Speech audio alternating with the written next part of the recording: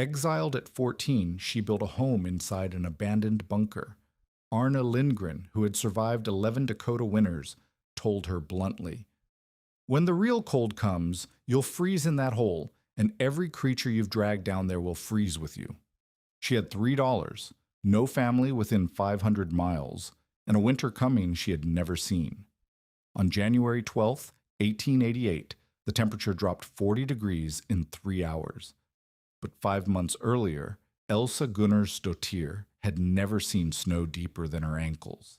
She had arrived in Minnesota on a Tuesday in June, standing on a wooden platform in Sacred Heart, while farmers walked past and inspected her like livestock.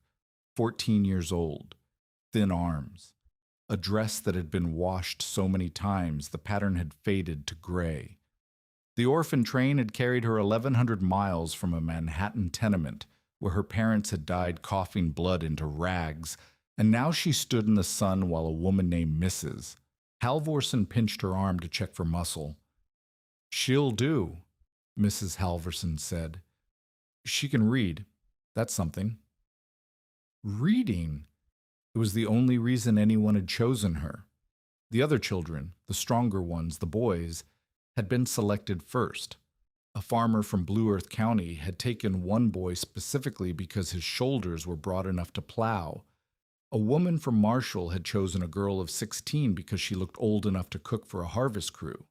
Elsa was the remainder, the leftover, the one taken because she could write letters for a woman whose hands shook too badly to hold a pen. The Halvorsen farm sat 3 miles outside Sacred Heart in Wrenwood County, Minnesota. Flatland, endless grass, a sky so wide it made her dizzy. The frame house had 2 rooms and a lean-to kitchen where Elsa slept on a straw pallet near the stove. She worked from before dawn until after dark, hauling water from a well 40 yards away, mending clothes until her fingers bled, helping Mrs. Halvorsen with the pregnancy that grew larger each week. She had never seen a horizon this wide. In New York, buildings blocked the sky. Here, the sky was everything. It pressed down on her like a weight she couldn't name. Mr. Halvorsen barely spoke to her. He was a large man with hands that could crush walnuts, and he looked at Elsa the way he looked at the plow horse, a tool that required feeding. His sister Agnes lived in the house as well, a sharp-faced woman of 48 who had never married and who watched Elsa with eyes that seemed to be waiting for a mistake. "Don't break the china," Agnes said every morning. "Don't burn the bread. Don't let the fire go out. Don't let the fire spread." Elsa didn't break or burn anything. She was careful. She had learned to be careful in the tenements where a single-dropped candle could burn a building full of families. But being careful wasn't enough. 2 months. That was how long she lasted. On an August morning, Mrs. Halvorsen went into labor 3 weeks early. The midwife was 10 miles away. Agnes had gone to town for supplies. Mr. Halvorsen rode for help and didn't return for 6 hours. Elsa was alone with the screaming. She did everything she knew, boiled water, held Mrs. Halvorsen's hand, prayed in languages she barely remembered from her mother's lips. She tried to remember what the old women in the tenement had said about babies coming wrong. Turn the child, stop the bleeding. None of it made sense. None of it worked. Mrs. Halvorsen begged her, "Please, please, something's wrong inside me." The baby came wrong, feet first. The bleeding wouldn't stop. By the time Mr. Halvorsen returned with the midwife, his wife was dead. The baby, a girl, lived for 11 minutes. Elsa held her while she took her last breath, felt the tiny body go still in her hands. Agnes arrived an hour later. She found Elsa sitting on the porch, hands still red, staring at nothing. "You killed her," Agnes said. "You were supposed to help her, and you killed her." Elsa couldn't speak. She had no words for what had happened. She had held a dying woman and a dying child and been able to save neither. Mr. Halvorsen emerged from the house. His face was empty. Not angry, not sad, just empty, like someone had carved everything out of him.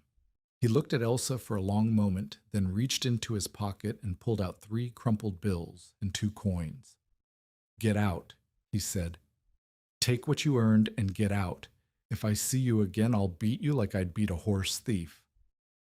"She didn't do anything," Agnes said, but there was satisfaction in her voice. "The Lord took my sister-in-law. This one just watched." "I don't care." Mr. Halverson's voice broke on the last word. "Get her out of my sight." $3.40. That was what 2 months of her life was worth. Elsa walked. She had nowhere to go, so she walked. West, because west was away from the Halverson farm. The sun set and rose and set again. She slept in tall grass and woke covered in dew that soaked through her dress. She ate nothing because she had nothing to eat. Her stomach cramped so badly she couldn't stand up straight. On the 3rd day, she found the hole in the ground. It sat on a low rise, half hidden by overgrown prairie grass. The entry had partially collapsed, timbers jutting at angles like broken bones. Earth had slumped over the top in a mound that looked almost natural, almost like a burial. Insects hummed around the opening. Elsa climbed down through the gap. Inside, the air was cool. The walls were earth-packed between log supports, massive cottonwood beams that must have taken a dozen men to place. The ceiling was more beams, 8 inches thick, covered with 4 feet of packed soil. The interior was dark and smelled of must and old fires. Debris covered the floor, broken bottles, rotted fabric, animal bones, the remnants of whoever had sheltered here before. But it was shelter. It was walls. It was something. Elsa sat in the darkness and did not move for a very long time. The bunker had been built in 1862, during the war with the Dakota. She learned this later, piece by piece, from people who had no reason to help her but sometimes told stories anyway. Fort Ridgely was 3 miles to the south. The Army had needed powder magazines and bomb-proof shelters to survive the siege of August 1862. 2 days of fighting that had killed soldiers and settlers and Dakota warriors alike.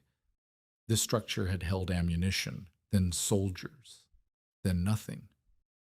When the Army abandoned the fort in 1867, the bunker was left to rot. Drifters had used it sometimes. Trappers. Once, according to the stories, a family fleeing creditors had spent a winter here before moving on to parts unknown. 20 years. The timbers had held for 20 years. Elsa did not know this history when she first crawled inside. She knew only that the space was approximately 12 feet by 18 feet, that the ceiling was just tall enough for her to stand, and that the air inside stayed cool, even when August heat baked the prairie above. She began to clean. It took 2 weeks to clear the debris. She hauled broken glass and rotted wood and unidentifiable scraps up through the collapsed entry, handful by handful, until her palms were raw and bleeding. She found a corner that seemed stable and claimed it. She gathered dry grass and made a nest for sleeping. She scraped mud from the floor until she found packed earth that could be swept clean. The work kept her mind empty. That was the point.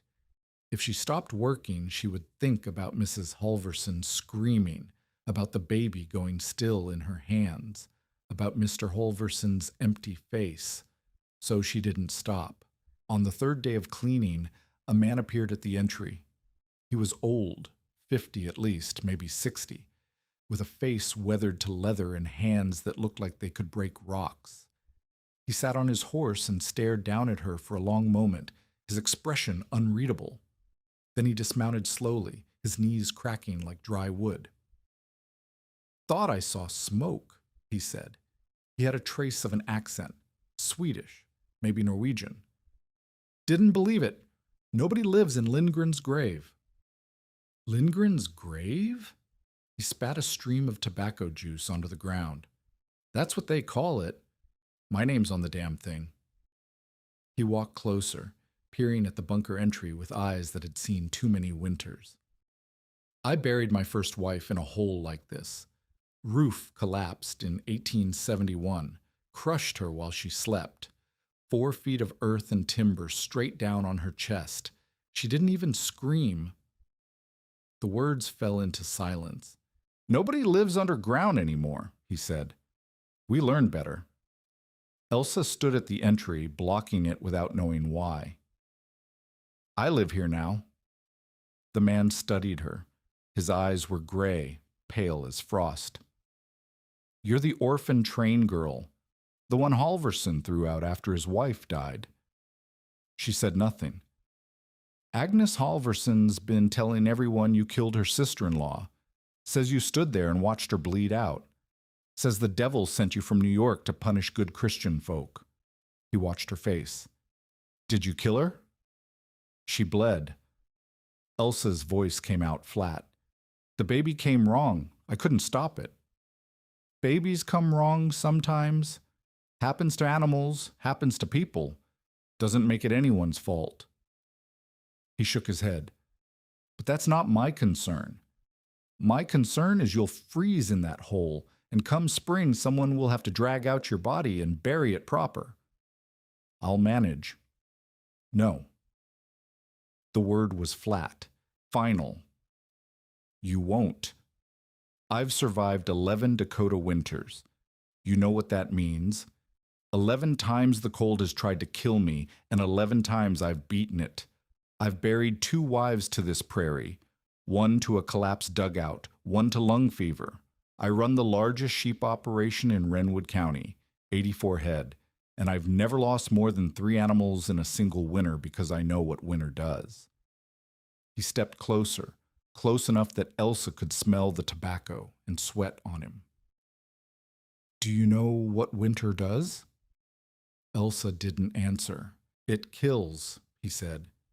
It kills anyone who isn't ready, anyone who doesn't have enough wood, enough food, enough shelter. You want to survive winter? You need a proper cabin with walls that don't sweat and a roof that doesn't leak.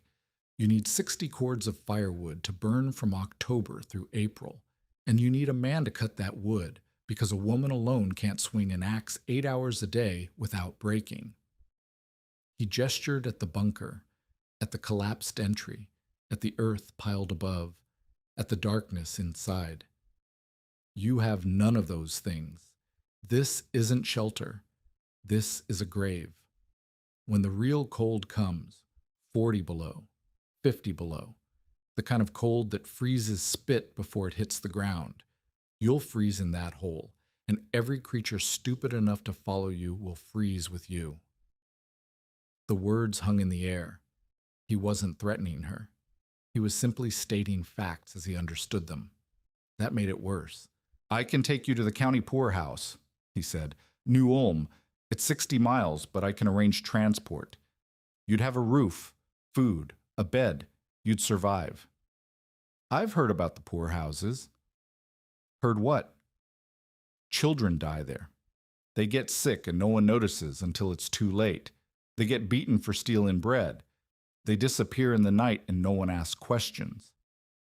His face shifted, not denial exactly, more like acknowledgement of something he didn't want to name. The poorhouses were known quantities on the frontier. Everyone knew. No one spoke of it. Children die everywhere, he said finally, but they die faster in holes in the ground. He mounted his horse, settling into the saddle with the ease of a man who had spent most of his life there. My name is Arne Lindgren. My farm is 1.5 miles east. If you change your mind before the first snow, come find me. After the first snow. He didn't finish the sentence. He didn't need to. He rode away without looking back. Elsa watched him until he disappeared over the rise. Then she returned to the bunker and continued cleaning. If she was going to die in a hole, at least it would be clean. September came. The nights grew cold. Elsa woke one morning to find frost on the grass outside and her breath visible in the bunker's interior. She had no blankets, no winter clothing, no way to make fire safely inside the earthen space.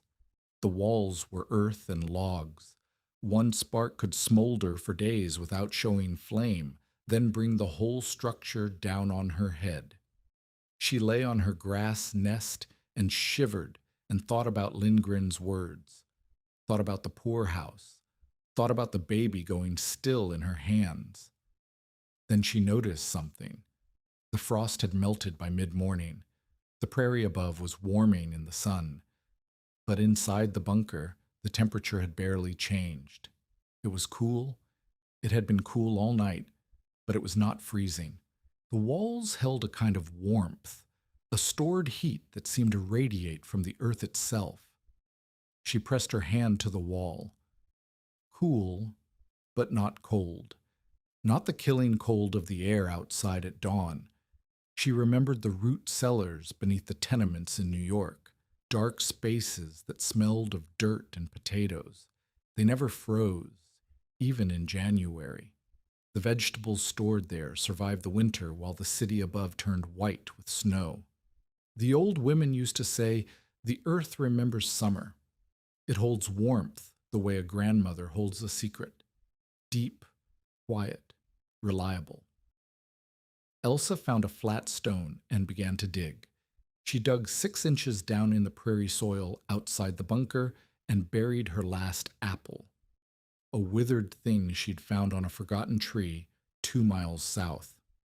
3 days later, she dug it up, frozen solid. The skin had turned brown and mushy. She dug deeper, down to her elbow, arm's length. She buried another scrap of food, a piece of rabbit she'd managed to snare with a loop of cord. 3 days. Still cool, not frozen. The earth holds warmth, she thought.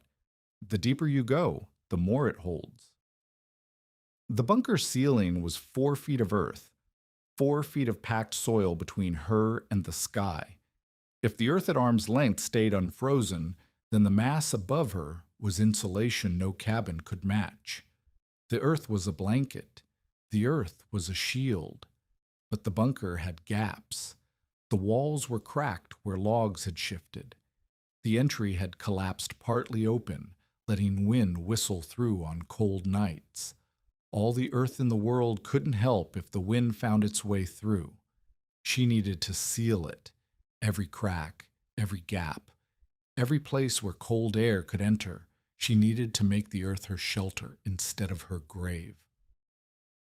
Marta Erickson arrived in late September, when the last warmth was fading from the prairie like color bleeding from a photograph. She was a widow, 42, with hands roughened by decades of dairy work and eyes that had seen husbands die and children bury. Her farm was a mile north, and she had come because she had seen smoke, the same smoke that had brought Lindgren, but her face was different than his, less judgment, more something else, curiosity maybe. "You're still here," Marta said. It wasn't a question. "I'm still here." Marta carried a basket covered with cloth. She set it on the ground near the bunker entry and didn't mention it. "Lindgren says you'll freeze. He's been telling everyone at the store. Says by January they'll find your body curled up like a frozen rabbit." Lindgren doesn't know everything.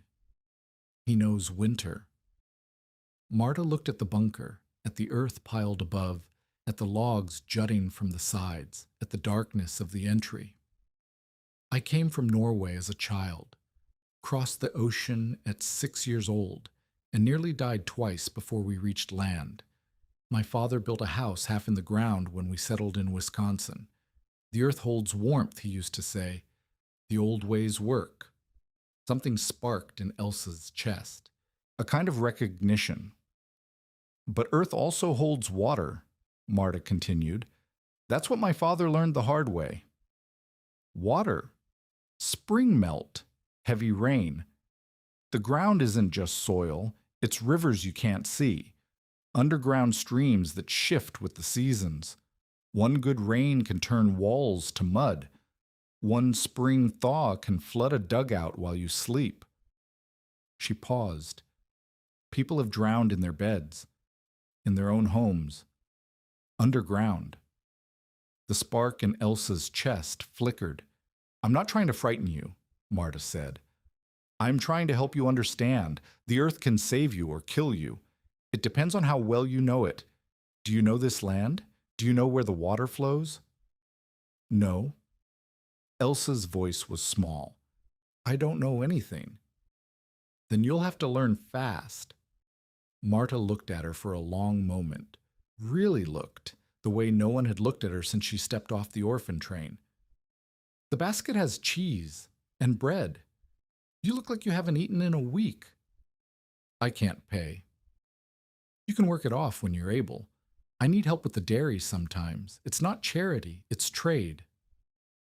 She left without another word. Elsa opened the basket.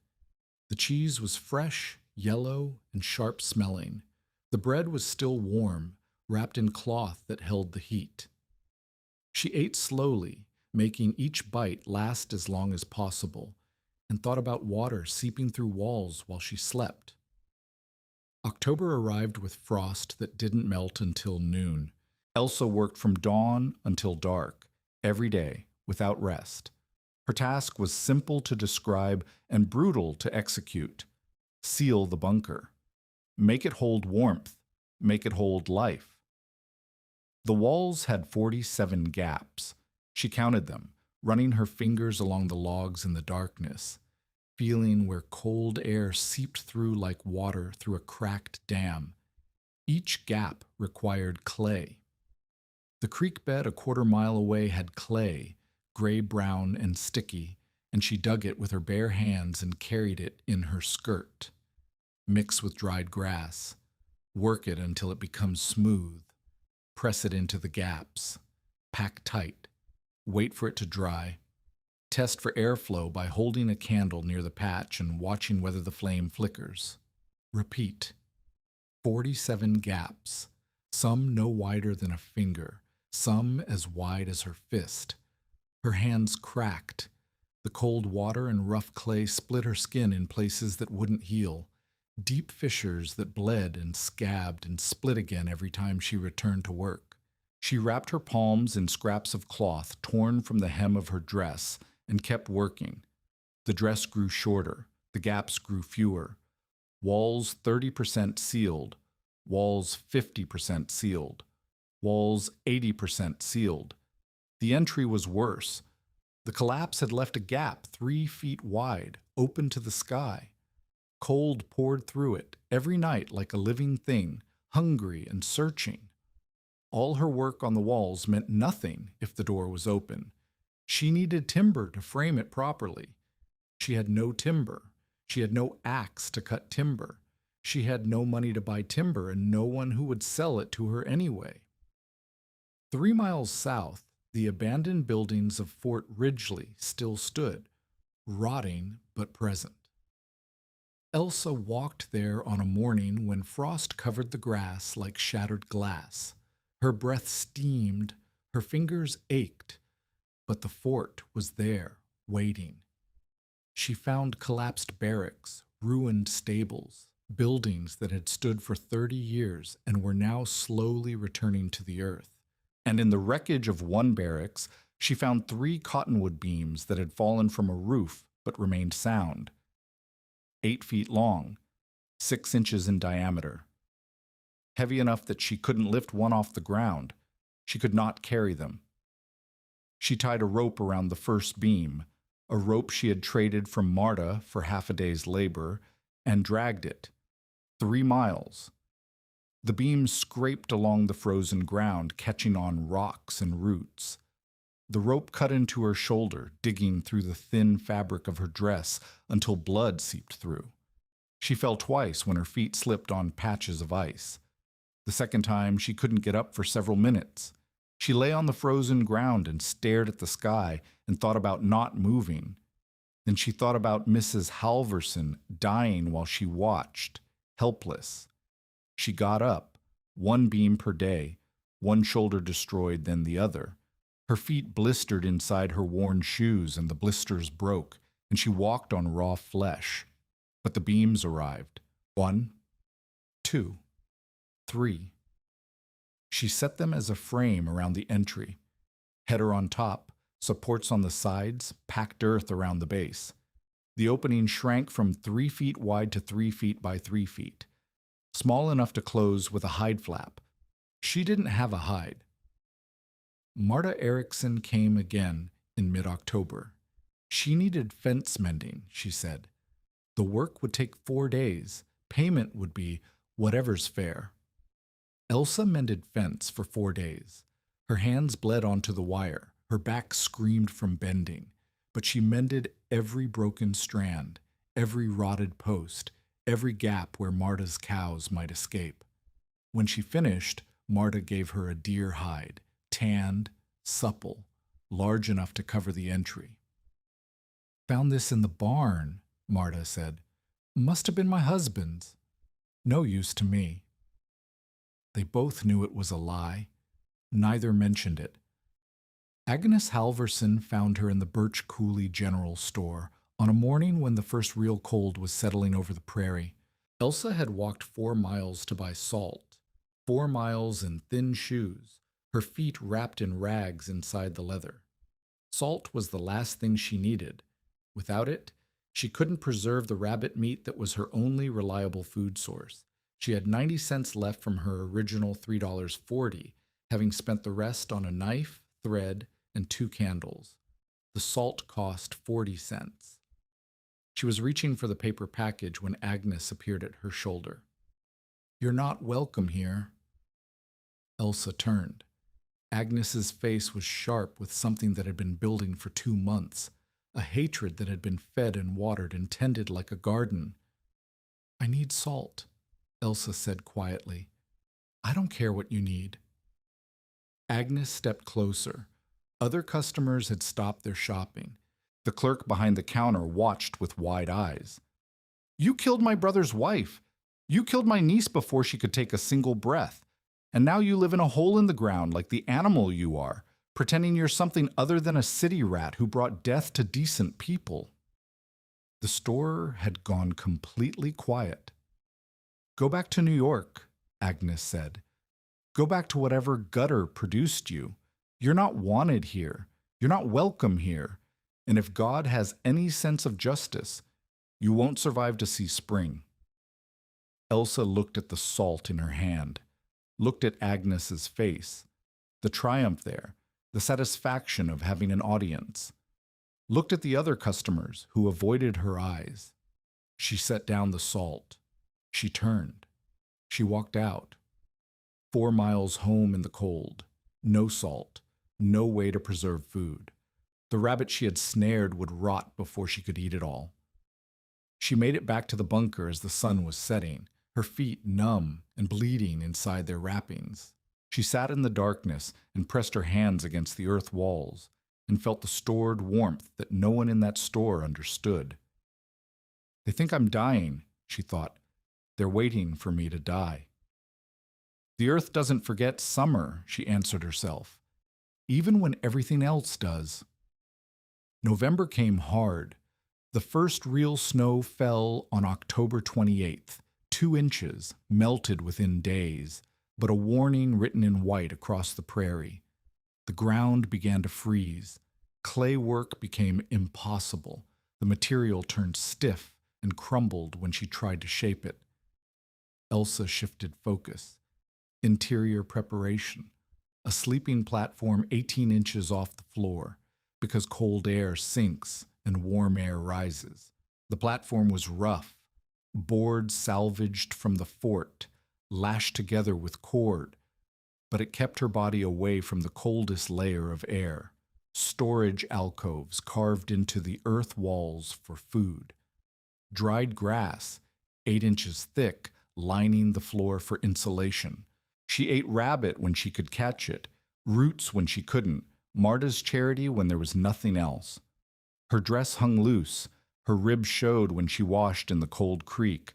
She was slowly starving, and she knew it, and she kept working because working was better than waiting. November 3rd. Heavy rain. She heard it before she felt it. A roar on the roof above, water finding every crack, pouring through gaps she had missed in the initial ceiling. The entry overhang she had spent a week building collapsed in 30 seconds. Mud and timber and prairie grass cascaded into the bunker. 2 days of work. Gone. Elsa stood in the wreckage, water streaming down her face, mud splattered across her dress. She felt something break inside her. Not hope. She hadn't had hope since August. Something smaller. The belief that effort mattered, the faith that trying was enough. She sat in the mud and didn't move. An hour passed. Maybe 2. The rain stopped. The cold set in, creeping through her wet clothes, settling into her bones. She was going to die here. She understood that now, not quickly, not cleanly, but piece by piece. Starvation, or cold, or both. The skeptics were right. Lindgren was right. A girl in a grave couldn't survive. She should walk to the poorhouse. She should give up. She should accept that the world had decided what she was worth. $3.40, no more gigi, and stop pretending otherwise. She sat in the mud and thought about the children who died in poorhouses. The ones no one remembered. The bodies buried in unmarked graves because no one cared enough to carve a name. If she was going to die, she would die with her name. She stood up. Her legs shook.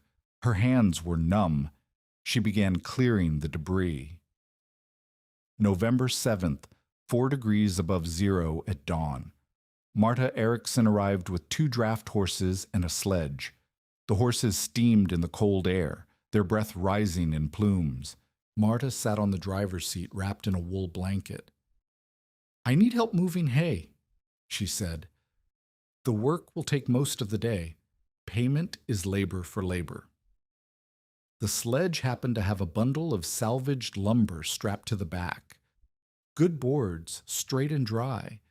The kind you couldn't find anymore unless you tore down an old building. Elsa stared at the lumber. "That's a lot to move for hay." "It's extra weight. Unbalances the sledge. I'll leave it by your place. Pick it up when you have time." "Marta, pick it up when you have time." Her voice brooked no argument. She drove the sledge to the bunker, unloaded the lumber near the entry, and drove away without looking back. Elsa stood in the cold and looked at the wood, enough to properly frame the entry, enough to build a real door. More than she could have earned in a month of labor given freely and disguised as inconvenience. Charity, pride preserved by careful lies. She accepted it because she had no other choice. She built the door, rough, uneven, but solid. She framed the entry with the salvaged boards. She sealed the last gaps with mud and grass and prayer. On November 8th, the temperature dropped to 18 degrees. Elsa slept in the bunker with the door closed and the hide flap secured. She woke warm. The interior held 46 degrees. Outside, frost coated everything, the grass, the ground, the trees along the creek bed. Inside, her breath barely steamed. The earth did not forget summer, even in November. But November was not January. Lindgren's words haunted her through the short days and long nights. Wait until the real cold, 40 below, 50 below. Then we'll see who's right. December arrived mild. Temperatures hovered near freezing, sometimes dipping to 10 or 15 below at night, never reaching the killing cold that old-timers whispered about.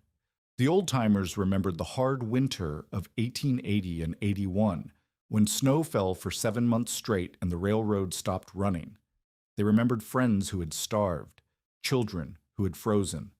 They knew this warmth was borrowed. They just didn't know how much. Elsa's bunker held. 44 to 52 degrees, steady as a heartbeat. She learned the rhythm of it. Cooler at night when she was alone. Warmer when she slept, and her body added heat to the space. The earth was a battery. It absorbed warmth during the day and released it through the long nights. She had survived. So far. But survival wasn't living. She had no money, no food stores beyond a few weeks, no future she could see. She was a girl in a hole, and even if she didn't freeze, she would eventually starve, or get sick, or simply disappear, the way orphan girls disappeared all the time on the frontier, and no one would notice and no one would care. Then, in early December, something changed. A storm struck. Not the worst, but bad enough. Temperature dropped to -8 degrees. Wind screamed across the prairie at 40 miles per hour, driving snow sideways in sheets so thick you couldn't see the horizon. The storm lasted 18 hours. Arne Lindgren lost 6 sheep, 6 animals frozen in his barn. His barn, the structure that had sheltered 84 head for 11 years without significant loss. The barn that represented everything he knew about surviving winter. The barn he had pointed to when he told Elsa she needed a proper cabin with walls that don't sweat. His walls had sweated. His sheep had frozen. Elsa heard the news from Marta, who heard it from the general store, where Lindgren had gone for whiskey after burying the carcasses. He doesn't understand it, Marta said. The barn held last winter and the winter before, but this storm, the wind found gaps. Snow drifted through cracks. The animals couldn't get away from it. They huddled in a corner and froze there. Elsa thought about her bunker. No wind, no gaps, no drifting snow. A stray cat had found her 2 weeks earlier, a half-wild thing with matted fur and yellow eyes. It slept in the corner of the bunker and caught mice. The cat was fat now, thriving, warmer than it had ever been in its life. Lindgren's barn had walls, a roof, everything a shelter was supposed to have, and his animals died while her cat purred. What if the barn was the problem? The thought wouldn't leave her alone. She knew nothing about sheep, nothing about livestock, nothing about farming, but she knew her bunker held warmth that no wooden building could match. She knew the earth was a blanket 4 feet thick. She knew that somewhere out there, 40 below, was waiting. Late December. The mild weather held. Children played outside without coats. Farmers worked in shirt sleeves, mending equipment for spring planting. The old-timers watched the sky with worried faces and said nothing because there was nothing to say. They could feel it building. They just couldn't see it yet. Winters this soft don't stay soft, Marta said one evening, when she'd come by with a package of dried beef and an excuse about needing help with her accounts. The cold is building somewhere. When it breaks, it'll break hard. January 11th, 1888. Morning temperature 42 degrees. Warmer than Christmas, warmer than Thanksgiving. So warm that Elsa walked outside without her coat and let the sun touch her face for the first time in weeks. But something felt wrong. The air tasted different, heavy, electric, like the air before a summer thunderstorm, but cold. The animals in Marta's barn were restless. She could hear them from half a mile away, their cries carrying on the still air. Birds had vanished from the sky. No crows, no sparrows, nothing. Elsa spent the day gathering dried grass. She didn't know why. Instinct, maybe. The same instinct that had made her dig deeper to test the earth's warmth. The same instinct that had made her drag cottonwood beams 3 miles instead of walking to the poorhouse. Something was coming. She didn't know how bad. No one did. January 12th, 1888. The morning dawned warm. Farmers across Wrenwood County woke to temperatures in the high 30s, warm enough that children skipped to school without coats, their breath barely visible in the mild air. The sun rose into a clear sky, pale blue and endless. The snow that remained from earlier storms began to soften and drip from rooftops, leaving dark patches on the frozen ground below. It felt like spring. It felt like mercy. It felt like a gift after months of cold. By 10 o'clock, the temperature had climbed to 42 degrees. Women hung laundry on lines for the first time since November. Men worked on equipment in shirt sleeves, mending harnesses and sharpening blades for a spring that suddenly felt possible. A farmer 3 miles south of Birch Coulee decided to slaughter a hog he'd been keeping alive through the winter. The warm air would keep the meat from freezing too fast, would let him work without his fingers going numb. Children ran through the remaining snowdrifts, their laughter carrying across the flat prairie like bells. Teachers at the one-room schoolhouses opened windows to let in fresh air. The world had softened. No one looked northwest. No one saw the wall of black rising on the horizon like something from the book of Revelation. Elsa noticed it first because she had nothing else to do but watch the sky.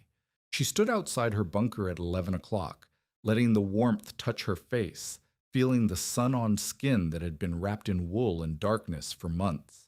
She had come outside to check the drainage channels. The warm temperatures could mean melt, and melt could mean flooding. And that's when she saw it. The darkness gathered beyond the distant line of trees along the creek. It stretched across the northwest horizon like a bruise spreading across skin. It looked wrong. Not like a cloud, not like smoke, but like something solid, something with weight, something coming. She watched it for several minutes, trying to understand what she was seeing. Storm clouds didn't move like that. Storm clouds billowed and shifted. This thing was a wall, a barrier, a curtain being drawn across the world. She went inside and began stuffing grass around the edges of her door. At 1 o'clock, the wind changed. It had been blowing gently from the south all morning, carrying the warm air that had fooled everyone into believing winter was over. Now it stopped completely. The air went still. The grass on the prairie stood motionless. The silence was so complete she could hear her own heartbeat, could hear the blood moving through her veins. The darkness on the horizon had grown. It stretched from north to west now, filling a quarter of the sky, then a third. And it was moving faster than any cloud she had ever seen, moving faster than a horse could run. Elsa brought extra grass inside. She checked the seals on the walls. She made sure the water bucket was full. Once the storm hit, she wouldn't be able to reach the creek. At approximately 2 o'clock in Wrenwood County, later in some places, earlier in others, depending on the exact path of the front, the wall of black struck. The temperature dropped 18 degrees in 3 minutes. Elsa felt it through the walls of her bunker, a shudder in the air, a pressure change that made her ears pop like she was descending a deep mine. The warmth vanished as if someone had opened a door to a meat locker. Outside, the world turned white. Snow driven sideways at 60 miles per hour, so thick that the sky and the ground became the same color, the same nothing. Visibility dropped to 0 in seconds. The warm air that had coaxed children outside without coats was replaced by air so cold it burned the lungs, so cold it could freeze the moisture in a man's eyes. The wind screamed, not howled, screamed. A high keening sound that rose and fell like something alive and hungry. Within an hour, the temperature had fallen to 12 degrees. By evening, it would reach -22. By midnight, -47. Elsa sealed her door and pressed her back against it and listened to the wind try to tear the world apart. The knock came at 2:30. She almost didn't hear it over the wind. A pounding, desperate, rhythmic, not the random battering of debris, but something intentional. Someone beating on the earth above the entry with something wooden, a branch maybe, or a tool handle. Someone trying to be heard through 4 feet of packed soil. Elsa hesitated. Opening the door meant letting in the cold. It meant risking everything she had built, everything she had survived for. The temperature outside was already below freezing and falling fast. Every second the door was open, warmth would pour out and cold would pour in. The pounding continued, faster now, frantic, the rhythm of someone who was dying and knew it. She pulled away the hide flap and pushed open the wooden door. A girl tumbled through, 12 years old, maybe 13, her face red with windburn and already showing the white patches of early frostbite. Her hands were blue. Her dress was soaked through with driven snow that had melted against her body and was now refreezing. Behind her, animals poured into the opening. Goats, sheep, pushing and bleeding, their eyes wild with terror. The wind screamed through the gap, driving snow into the bunker, stealing the warmth that had taken months to build. The girl grabbed Elsa's arm with fingers that felt like ice wrapped in skin. "I couldn't get home," she gasped. Her teeth chattered so badly she could barely form words. "The storm. I was bringing the animals back from the south pasture. I couldn't see anything. The snow. I couldn't see my own hands. I remembered the bunker. I remembered you." Elsa counted the animals as they crowded past. 7 goats scrambling over each other, 4 sheep pushing through with their thick wool already crusted with ice. 11 animals total, not counting the half-wild cat that had been sleeping in the corner and was now backed against the far wall, hissing at the chaos. "Who are you?" "Ingrid. Ingrid Eriksson, Marta's daughter." Marta, the woman who had brought cheese and bread when Elsa was starving, the woman who had given her lumber disguised as inconvenience, the woman who had warned her about water flooding dugouts, and who had never stopped checking on her, even when everyone else had written her off. Marta's daughter was going to die if Elsa turned her away. "Close the door," Elsa said. "Help me seal it." Together they wrestled the door shut against the wind. Elsa packed grass into the gaps, shoved dirt against the base, worked with hands that were already going numb from the brief exposure. The cold had poured in like water through a broken dam. The temperature inside the bunker had dropped 10 degrees in 30 seconds, but the door was closed now. The wind was outside, and they were underground. The bunker had been built for soldiers carrying gunpowder, 20 men maybe, crouching in the darkness during a siege, waiting for the shooting to stop. It had never been meant for 2 girls and 11 animals and a cat. The space was chaos. Goats climbed on the sleeping platform, their hooves clattering on the salvaged boards.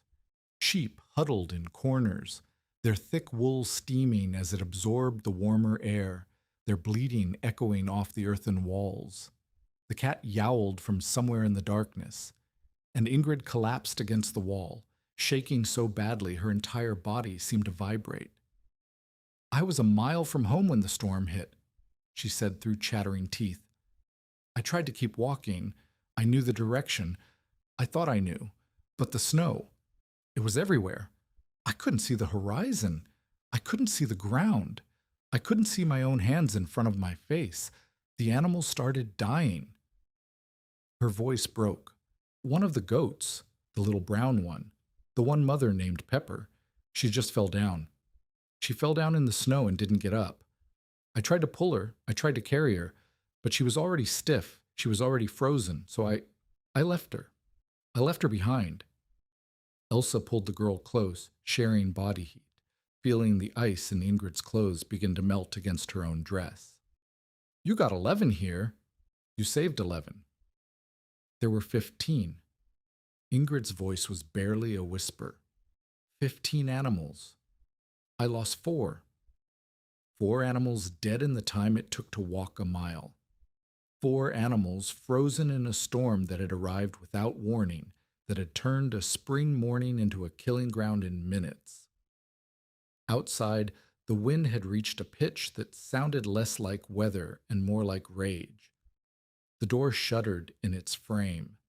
Elsa had built it from salvaged lumber, Good boards fitted tight, but the wind found every gap, every imperfection, every place where the wood didn't quite meet.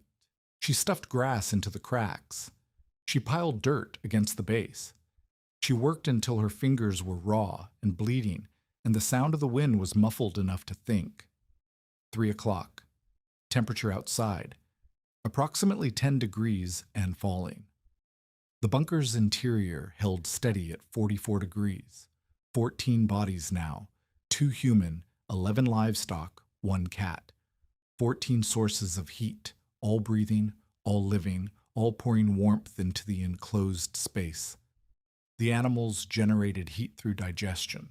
The goats and sheep were ruminants, their multiple stomachs constantly fermenting grass into energy, constantly producing warmth. The earth above them was a blanket 4 feet thick. The walls were packed clay and ancient logs, impervious to wind. The floor was lined with 8 inches of dried grass that held warmth like a grandmother holding a secret. They were underground. They were buried alive. They were warm. At 6 o'clock, the temperature outside dropped below 0. Elsa knew this because the quality of the cold changed. Even underground, even insulated by 4 feet of earth, she could feel it. A pressure, a weight, a presence pressing against the walls of the bunker like something trying to break through. The air outside had become a weapon. The air outside had become death. Ingrid had stopped shaking. She sat among the goats now, her body heat mingling with theirs, her face slowly returning from the mottled red and white of frostbite to something closer to normal. One of the goats had laid its head in her lap and was sleeping. Another had pressed against her side like a dog seeking comfort. The sheep had settled into a corner, packed so tight they looked like one animal with 22 legs. Their wool insulated them from the cold, but more than that, their bodies insulated each other. They had done this for thousands of years, sheep had, huddled together in storms, survived by sharing warmth. The cat had claimed a spot on the sleeping platform and was grooming itself with elaborate unconcern, as if blizzards that killed were ordinary occurrences not worth acknowledging. "How did you know?" Ingrid asked. "Know what?" "That this would work, that the bunker would hold." Elsa sat against the earthen wall, feeling the cool solidity of it against her back. The wall was not warm, exactly. It was cool, always cool, the same temperature year-round, but it was not freezing. It would never freeze. The earth at this depth held the memory of all the seasons averaged together, and that average was enough. "I didn't know," she said finally. "I guessed. I hoped. I dragged cottonwood beams 3 miles and sealed 47 gaps and slept alone in the dark for months because the alternative was dying above ground." "But you believed it would work." "I believed the earth held warmth. The old women in New York used to say that. The earth remembers summer. I figured if the root cellars never froze in Manhattan, maybe a bunker wouldn't freeze in Minnesota." "That's all? That's all you had?"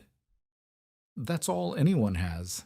An idea, a guess, the willingness to find out if you're wrong." 1.5 miles east, Arne Lindgren was learning that he had been wrong for 30 years. His barn had held through 11 winters.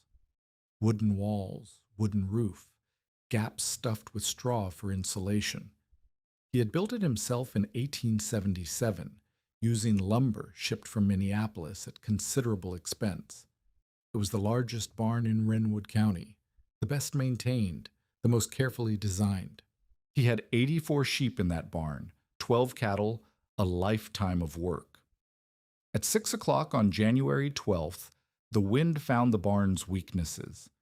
The west wall had been repaired twice, once after a storm in 1883, once after a horse kicked through a board in 1885. The repairs were adequate for normal weather. They had held through normal storms. But the wind of the children's blizzard was not normal. It was not weather anyone had prepared for because no one alive had seen weather like it. The wind found the seams where new boards met old. It found the gaps where straw insulation had settled and compressed. It found every imperfection and pried it wider. Snow began to drift through the west wall. Not much at first, a dusting on the floor, barely visible in the darkness. But the sheep noticed. Animals always notice. They moved away from the west wall, crowding toward the east, pressing against each other in growing panic. More snow poured through the gaps. The drift inside the barn grew, 6 inches, then a foot, then 2 feet of snow piling against the interior wall. Lindgren saw it happening and could do nothing. The wind was too strong to work outside. A man couldn't stand in it, couldn't see in it, couldn't survive in it for more than minutes. The barn door had frozen shut, the moisture in the wood turning to ice that welded the boards together. He could only stand inside his failing structure and watch as his animals pressed themselves against the east wall and the cold pressed in from the west. The temperature in the barn had been 40 degrees at 2 o'clock. By 6 o'clock, it was 20 degrees. By 10 o'clock, it was 5 degrees. The sheep began to freeze. They froze standing up, the ones closest to the collapsed section of wall. Their wool was wet from the driven snow, and wet wool has no insulating value. It pulls heat from the body instead of holding it in. They stood in the growing drift, and their legs stopped moving, and their eyes glazed over, and they became statues of ice and flesh. Lindgren tried to move them. He grabbed sheep by their wool and dragged them toward the east wall, toward the section of barn that was still holding.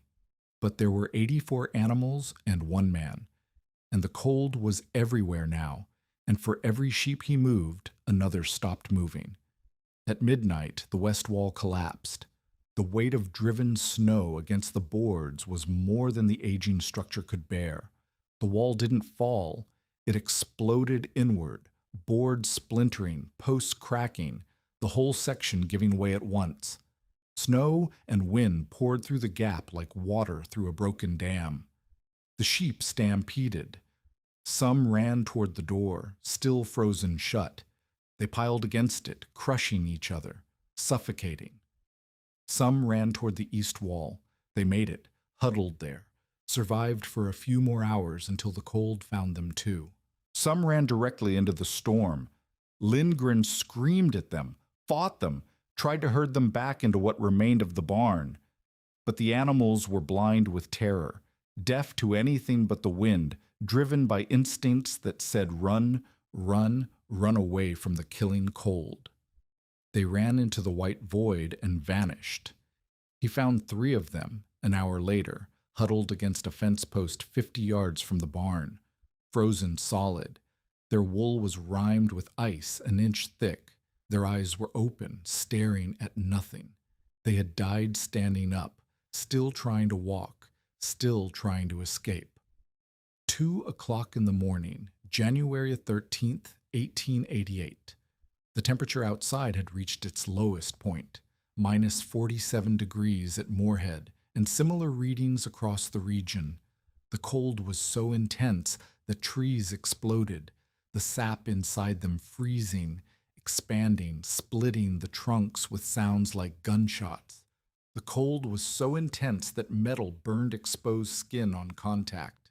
The cold was so intense that a man's spit would freeze before it hit the ground.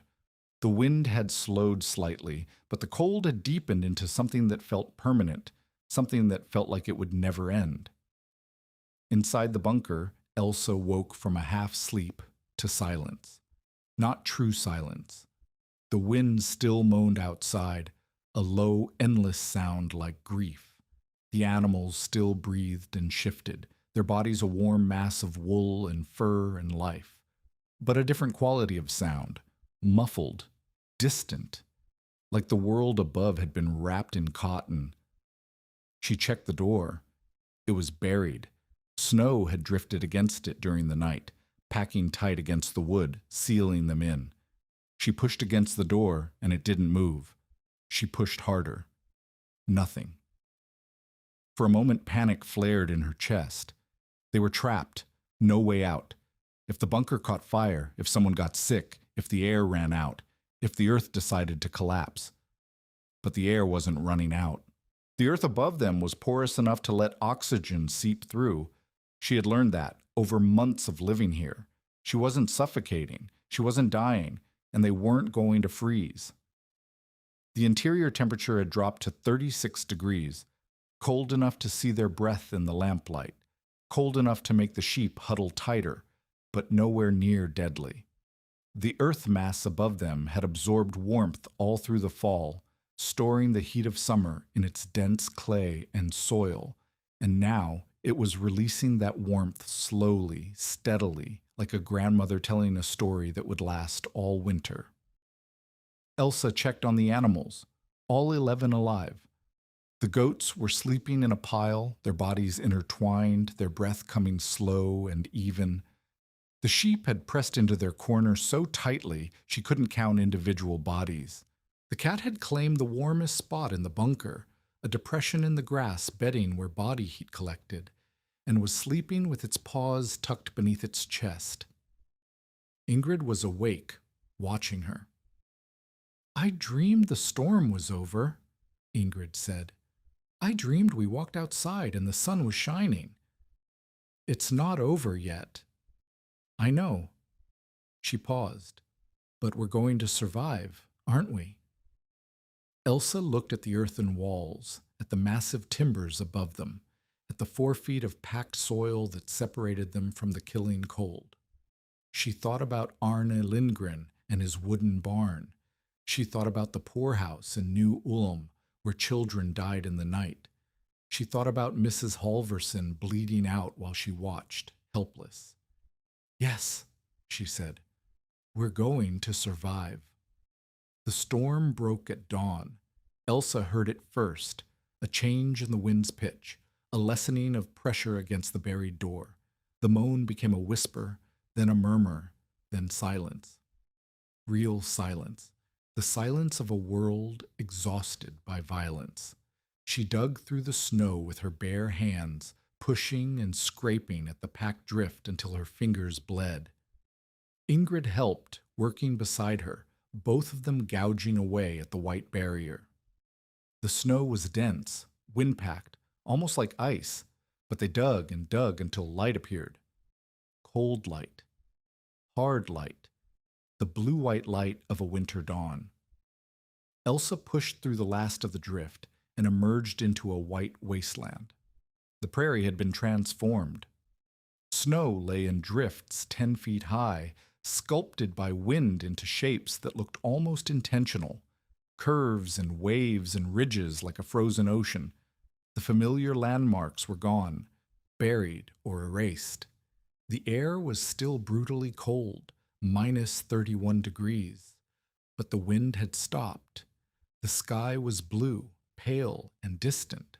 The sun was rising, turning the snow pink and gold. Steam poured from the bunker opening as warm air met cold, a plume of vapor rising from a hole in the ground, marking the place where 14 living creatures had survived a night that had killed hundreds across the prairie. The animals emerged behind her, blinking and cautious. 7 goats testing the frozen ground with careful hooves, their breath steaming. 4 sheep crowding through the opening, their wool pristine and dry, their eyes clear.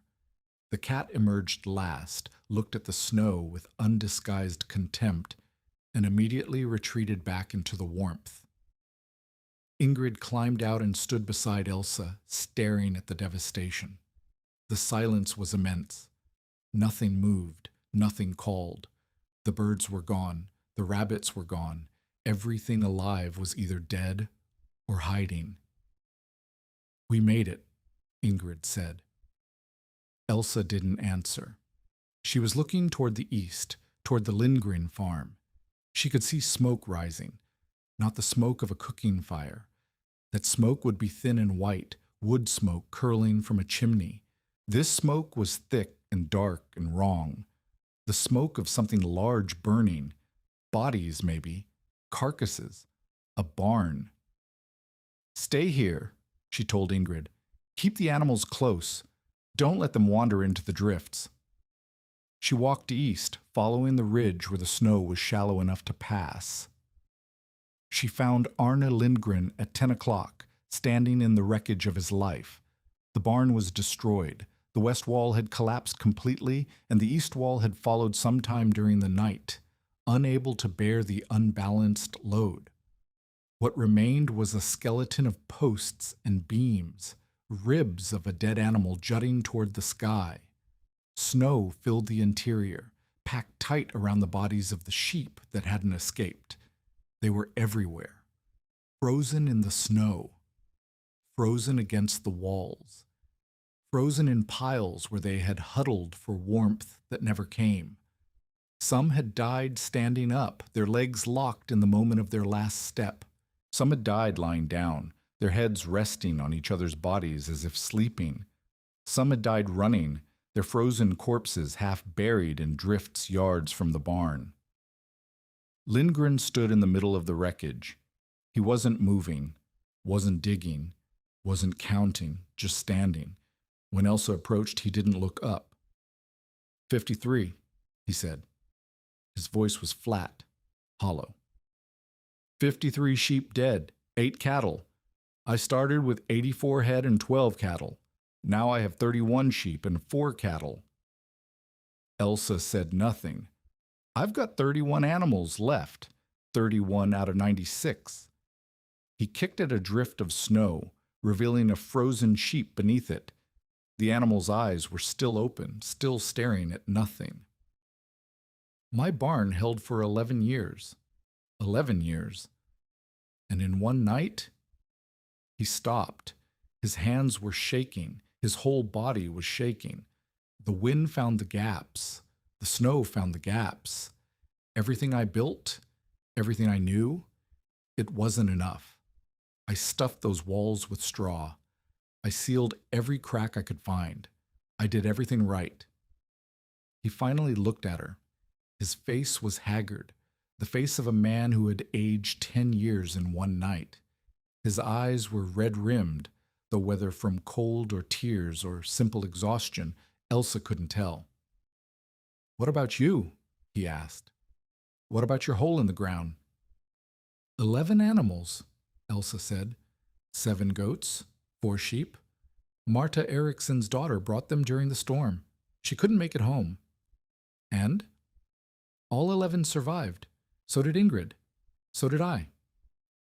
Lindgren stared at her. The silence stretched between them, filled with the sound of wind gusting through the barn's skeleton, filled with the bodies of animals that had died because their shelter wasn't shelter at all. "I told you," he said slowly. "I told you that you would freeze in that hole. I told you every creature you dragged down there would freeze with you." "I remember. I said a woman alone can't survive a Dakota winter. I said you needed a proper cabin and 60 cords of firewood and a man to cut it. I remember that too. I was wrong." The words came hard, each one torn from somewhere deep. "I've been surviving winters for 30 years, and I've been doing it wrong. My barn had walls and a roof and everything a shelter is supposed to have. Your hole had dirt and logs and nothing else. And your animals walked out this morning while mine." He gestured at the frozen bodies. "The earth doesn't forget warmth," he said. "I forgot that. I forgot what my grandfather knew. He built a sod house when he came to this country back in 53. We all thought we were smarter now. We thought lumber was better. We were wrong." Elsa didn't know what to say. She had never expected an apology. She had never expected acknowledgement. She had expected to die in that bunker, dismissed and forgotten. Lindgren turned back to his ruined barn. For a long moment, he said nothing. "I have 31 animals left," he said finally. "Nowhere to shelter them. The next storm will finish what this one started." He didn't ask. He didn't beg. He just waited, his back to her, his shoulders hunched against a cold that had nothing to do with temperature. "There's room," Elsa said. "If we expand the entry, if we dig out another section of the bunker, the earth goes deep. The warmth goes deep." Lindgren nodded once. He didn't turn around. He didn't say thank you. He just started walking toward the bunker, his boots crunching through the frozen crust, moving with the slow determination of a man who had just learned that everything he knew was wrong. By the end of January, the word had spread throughout Wrenwood County. The orphan train girl, the one who lived in Lindgren's grave, had sheltered 42 animals through the worst of the winter.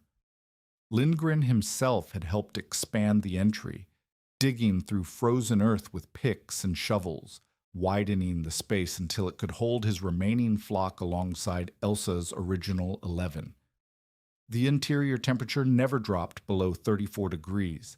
Outside, storms continued to hammer the prairie. Another blizzard on January 20th, another on February 3rd.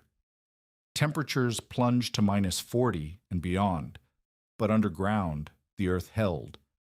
The earth remembered summer, even in the depths of February. Farmers came to see for themselves. They stood at the entry of the bunker and watched sheep walking calmly in and out, their wool clean and dry, their bodies healthy. They felt the warmth rising from the opening like breath from a living thing. They shook their heads in disbelief. "How deep is the earth?" they asked. 4 feet, Elsa told them. 4 feet of packed soil above the timbers. That's the key. Not walls, not wood. Earth. "How do you keep the air fresh?" "The earth breathes. The soil is porous. Air moves through it slowly, but it moves. You can feel it if you're quiet enough. Put your hand against the wall and wait." "What about water? What about flooding?" "You have to know the land, where the water runs, where it doesn't. Dig in the wrong place and the spring melt will drown you. Dig in the right place and you'll be dry as a Methodist church." She drew diagrams in the snow for families who couldn't read, rough sketches showing how the timbers should be laid, how the earth should be mounded, how the entry should face away from the prevailing wind. She walked neighboring farms to help site new dugouts for livestock, testing the soil with a stick, checking for water by digging test holes. When they offered payment, she refused. "The cold doesn't ask for money," she said. "Neither do I." Marta Erickson came to the bunker on February 1st, driving her sledge through snow that reached her horses' chests. Her face was red from cold and something else, something that looked like shame mixed with relief. "You saved my daughter," she said. "She found her own way. I just had a door to open." "You had more than a door." Marta climbed down from the sledge and stood in the snow, looking at the entrance to the bunker, at the steam rising from the earth, at the tracks of animals coming and going, at the hole in the ground that had become a sanctuary. "You had walls the cold couldn't touch. You had shelter that didn't need fire to hold warmth." She paused. "When I gave you that lumber," she said, "I thought I was helping you die more slowly. I thought you'd last a little longer with a proper door. I never thought you'd use it to build something that actually worked." "You thought I'd fail?" "Everyone thought you'd fail. A 14-year-old orphan girl alone in a hole with nothing but $3 and stubbornness." Marta shook her head. "I doubted the walls would hold against water. I worried about spring flooding. I never thought about whether they'd hold against cold. You understood something I didn't." "The earth holds summer," Elsa said. "That's all. My mother used to say it. The old women in the tenements used to say it. It's not complicated." "No, but it's something the rest of us forgot."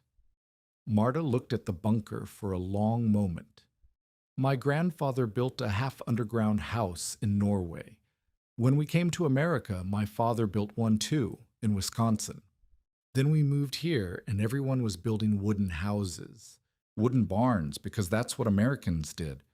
We forgot what we knew. You can remember again. Marta reached into her sledge and pulled out a bundle wrapped in cloth.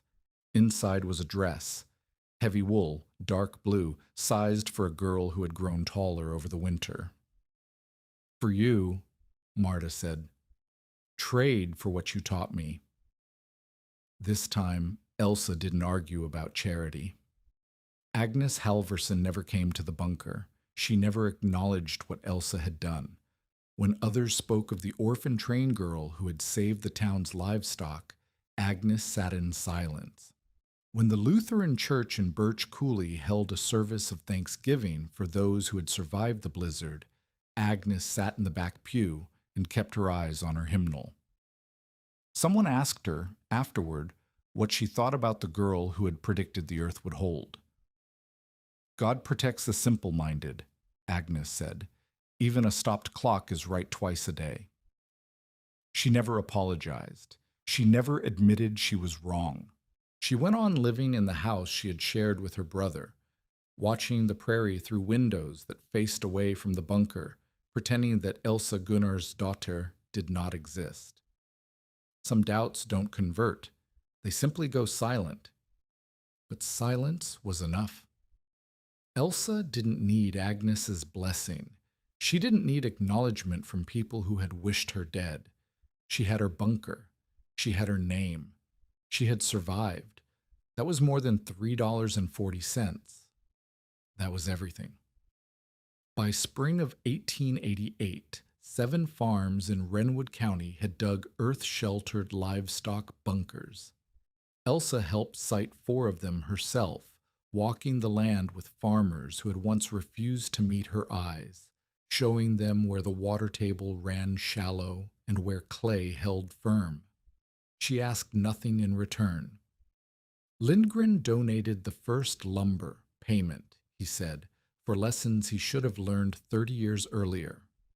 By the following winter, the method had spread to 2 neighboring counties. The bunkers were called storm cellars by some, earth barns by others. The children of Wrenwood County called them Elsa's holes. None of them froze. Elsa Gunnarsdottir lived in her bunker until 1892, when she married a Norwegian immigrant named Carl Nygaard. He had come to Minnesota specifically because he heard about a girl who understood how to build with earth instead of against it. They homesteaded together in Murray County, and their farmhouse, built half underground in a hillside, stood for 55 years. Elsa bore 4 children and buried one to influenza in 1918. She never stopped teaching the method, never stopped drawing diagrams in snow and dirt for anyone who wanted to learn. She died in February 1931 at 72 years old in the same earth-sheltered house where she had spent nearly 40 winters. The day she died, the outside temperature was minus 28 degrees. The interior of her home held 51. On January 12, 1888, the temperature dropped 40 degrees in 3 hours. Arne Lindgren, who had survived 11 Dakota winters and buried 2 wives to the prairie, had told Elsa Gunnarsdottir that a girl living in a grave could not keep herself alive. When the real cold comes, he said, you'll freeze in that hole, and every creature you've dragged down there will freeze with you. The real cold came, 47 degrees below zero, wind that tore barns apart and froze sheep standing upright in the snow. Lindgren's barn collapsed. His animals died where they stood. But in Elsa's hole, in the bunker the town had dismissed as a grave, 11 animals walked out into the frozen morning, breath steaming, bodies warm, alive. The earth did not forget summer, even in January. Elsa Gunnarsdottir, 14 years old, $3.40 to her name, had understood something that survivors hadn't.